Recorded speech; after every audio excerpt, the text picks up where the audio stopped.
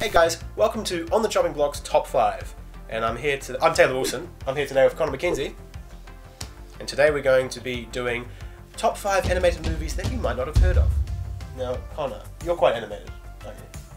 I suppose so. Yeah. My number 5 is a little movie called Titan AE.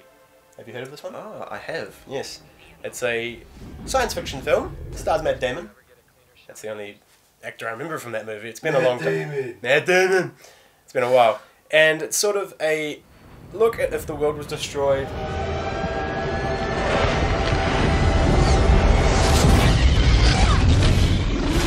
It's their journey to try and recreate the Earth. Though that's spoilers, I guess. But yeah, this movie really stood out to me because when I saw it, I was quite young, and it's very mature. It's a very mature movie. The aliens are really scary, and it's pretty violent.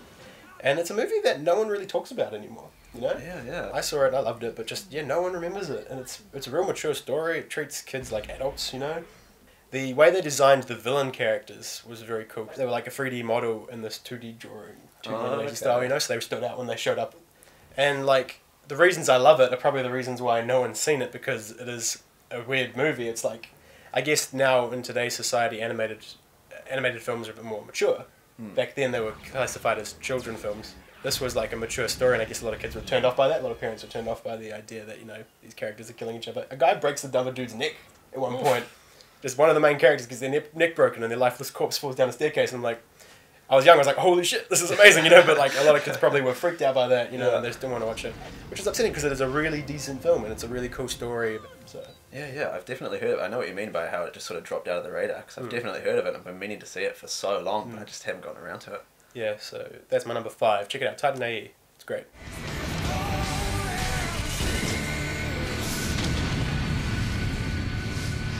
Titan AE, get ready for the human race. Okay, for my number 5 spot, I picked a 1982 French film called Time Masters. This one centers around a young boy who's trapped on a planet by himself after his family is attacked, and it's about him and the sort of mishmash crew are on their way to rescue him. And it's a really, really like charming sort of a film, because it's back from the 80s sort of, so it has this old animation style that really reminds me of He-Man, which is a little bit before my time, but I still think that sort of animation style is like really cool to go back and look at older animation. It's a really cute kids movie in parts. It's got some really cool cartoon parts where you're just like, oh, that's really adorable. But at the same time, it's got a nice balance of more adult themes and things that you can still get into as an adult viewer. And I'll admit the film gets a little bit slow in parts, but the ending is definitely what makes the movie for me. So I reckon the reason that this film probably hasn't been seen is just because it is a low-budget animated French film, and especially back in like the 80s, back then, you know, international release for animated films, because it's a small market even today, and back then I think it probably just wouldn't have been shown around nearly as much as it probably deserved, because it's definitely got some really great like animation, the landscapes, especially the landscapes, there's some really nice stuff in there, and yeah, Time Masters, I think it's definitely an underappreciated film worth checking out. Ils ont déclenché une guerre interplanétaire ou quoi? Je commence à croire que les hommes sont vraiment une race de fous.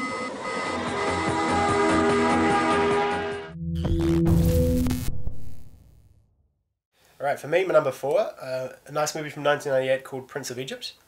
And this movie is amazing. It's gorgeous to watch. It's got a great soundtrack.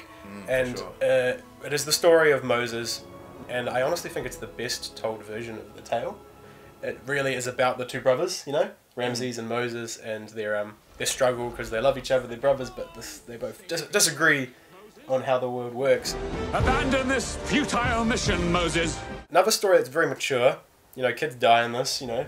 We see some horrible stuff, but it's very beautiful and a great portrayal of God, you know. God's usually this big, bombastic, horrible person, but in this he's like kind of nice and calm and graceful. But if you piss him off, you know, he'll murder your firstborns. Who made man's mouth? Who made the deaf, the mute, the seeing, or the blind? Did not I? Now go! The reason I don't think it did well is because it is a sort of Disney ripoff, you know? It looks like a Disney film, it sounds like a Disney film, it's a musical. So people, when they see it, those kind of films and they're not Disney, it's just instant turn off. And also it is a religious story, and I feel like a lot of people would have been turned off by that fact. But as an all-star cast, it's got Ralph Fiennes, Val Kilmer, Jeff Goldblum's in it. Yeah, so you should definitely check it out. Prince of Egypt, one of my favourites.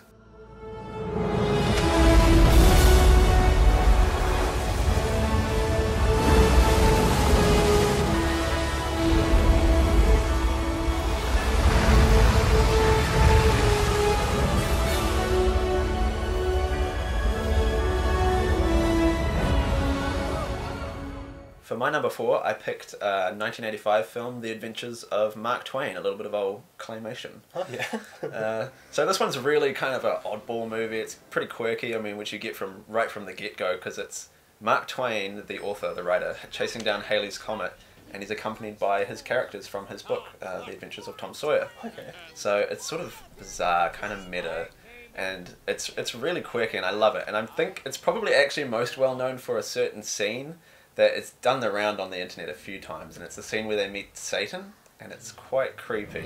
Nothing exists save empty space, and you are but a thought.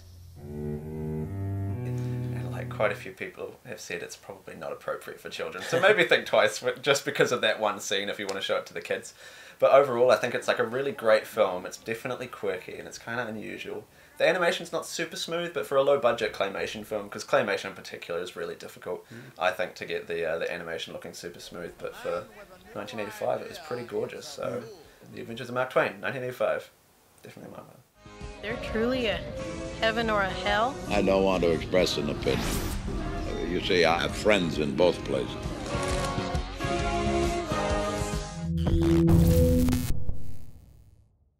My number 3 is a film that I feel like a lot of people have heard of, but it is one that didn't make a lot of money when it came out, and that's The Iron Giant. It is so amazing. Honestly, such a good movie. I cannot give it... I can't think of any negatives for that film. Just the characters are so cool. It's beautiful to watch. The relationship between Hogarth and the Giant is amazing. Can you do that? Blah, blah, blah. I cannot watch that movie without crying. Honestly, the last 5 minutes of that film, every time I'm just like... Yeah. You stay. I go. It is... the reason I don't think it did well is... I honestly can't say... I don't know why. It might have come out at the wrong time of year. It didn't have any... wasn't marketed well, but I saw it in the cinema a few times and I enjoyed it. And I am amazed that no one's heard of it. I talked to a lot of people and they have no idea what the Iron Giant is, you know? Really? And yeah. And they just... I feel like it's a film that everyone should see and just... It should get a lot more praise. Yeah. Brad Bird did that, eh? Oh, did he? Brad Bird? I think so. Did Tomorrowland and The Incredibles. Yeah, Oh, that's cool. the one, yeah. So that would have been one of his first films, so that's cool that he got a lot more attention later down the line. But yeah, everyone should watch this film right now because it's so good. He needs food and shelter.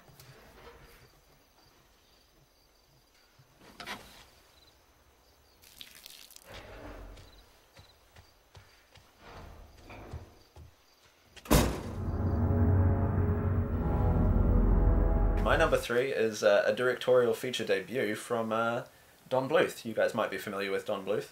My pick is The Secret of NIMH, which is... Yeah, I know you know this one, Taylor. So if you guys probably know Don Bluth. He also directed later on in his career. He did American Tail. Yep. He did Land Before Time. All Dogs Go to Heaven. Yep, Anastasia. So if you know his later works, which I'm sure most of you guys do because they're fantastic movies, you'll definitely love this one. It's often been praised as actually, even though it was his first film, actually is one of his best, if not his best. And it's quite dark in spots. It's maybe one you wouldn't want to show to the younger kids because it does get a little bit dark, but it's really great. It's a fantastic movie. And I don't know why it hasn't been shared around that much. Possibly because it was his first, you know. Yeah, true, I suppose, but I don't know. One of the mysteries of the universe, we don't really know why these things don't get shared around. It's a great movie, you should check it out. To what you see and hear, you must swear absolute secrecy. It's the most beautiful sight I've ever seen. And number 2 on my list, funny enough, is The Secret of NIMH. Oh, really? Yeah, I agree with Connor completely. You should check it out because it's so beautifully animated, and yeah, it's dark. It starts off like a cute family Disney film like Charlotte's Web. It becomes Game of Thrones. It gets really political and like these little animals are just doing all this crazy shit, which is amazing. And I think it's getting a lot more attention recently. But Yeah, I don't know why no one saw it back in the day. Yeah, Secret of NIMH. Check it out. It's amazing. I love it.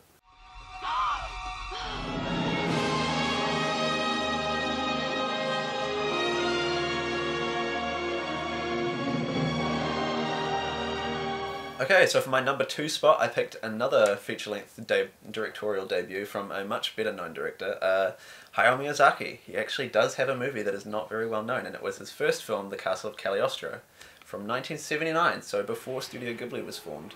So, lots of people think it's a Ghibli film. It's not. Ghibli didn't even exist. It's a great movie. It's such a fun movie. Like, I don't know how Miyazaki does it. Like, even his first film, it's just like, immediately knows how to make movies. He's just so good at it. And it's a really fun movie. It's got, we've got a princess, we've got a master thief, you've got an evil count, you've got a chief of police doing an investigation in the castle. It's super fun. I don't know why more people haven't seen it. And it's just like, it's Miyazaki, so you'd think people would go see it. A great one for the kids, great one for anyone. Go check it out.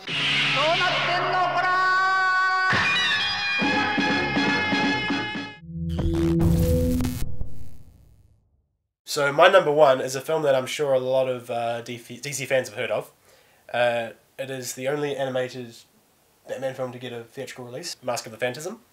And a lot of people, and myself included, think this is the best Batman story ever done in film. It's the best struggle between Bruce and Batman I think we've gotten in film, you know? Oh, okay. Because usually the movies either choose one or the other. Like, Christian Bale was clearly Bruce Wayne, Michael Keaton's clearly Batman.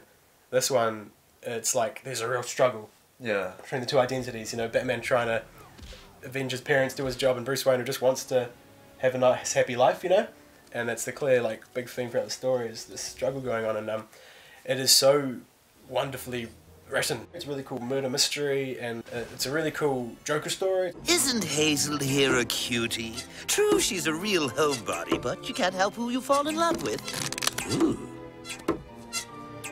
You meet this new love interest that almost made Bruce turn away from Batman, but something tragic happens, and he goes down the deep rabbit hole of despair, which is being Batman. I know I made a promise, but I didn't see this coming. I didn't count on being happy. Not a lot of people saw it, because, it's like, that's a kids show on TV, and people dismissed it for that reason, but it's not a kids movie. Some violent stuff happens, Joker kills people, but Kevin Conroy's Batman, Mark Hamill's Joker, they're a great team up. Every time they talk, it's just amazing hearing those characters. Yeah, you should definitely check it out, because I'd rank it higher than The Dark Knight, as far as Batman stories go. Yeah, definitely check it out. It's my number 1.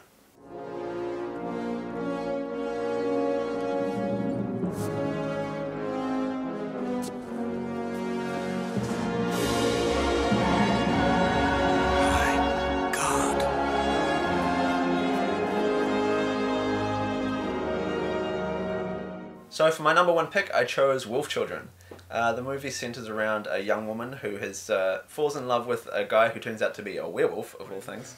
And she ends up having to raise, through unforeseen circumstances, these 2 werewolf children all by herself. And I stayed away from this movie for a long time. I'd heard of it, but I stayed away because I thought it sounded like some Twilight-y, sappy romance thing. And I was just like, oh, it's going to be awful. Because I'd seen a couple of anime romance films in the past, and they didn't do anything for me. So I stayed away, but it's totally not what it is. It's a fantastic movie. It's super lovely. It's really gorgeous. You get super attached to this family and seeing these kids grow up and surprise you as they grow up. It's just a really great movie, and I think at its heart it's more like a tribute to mothers, single mothers and motherhood. And it's just a beautiful movie. If it doesn't make you cry, then nothing will. And that's why it's my number 1. Sweet.